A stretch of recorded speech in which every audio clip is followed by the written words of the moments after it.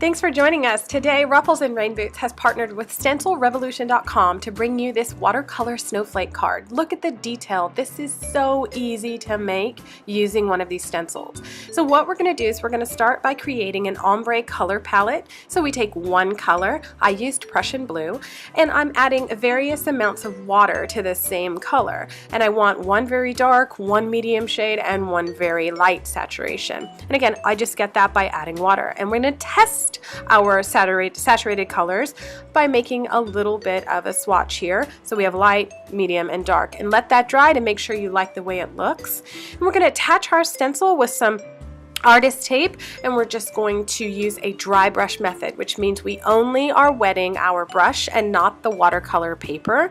So the paper is going to do some of the work for us, especially on the layering, but to get started we're just using a dry paper with the wet brush. Now a tip here is when you pick up your stencil, wipe off the back to make sure that you don't transfer any paint, and then don't place your tape over your stencil and the wet part of your paper.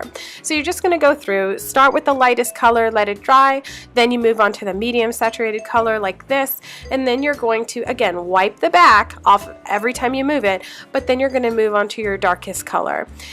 It's really simple to make this card, only took me about 30 minutes to make.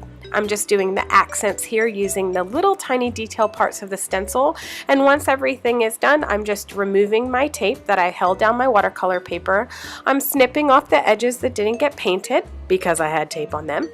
And then I'm going to use double-sided tape to affix it to a piece of cardstock that I folded in half.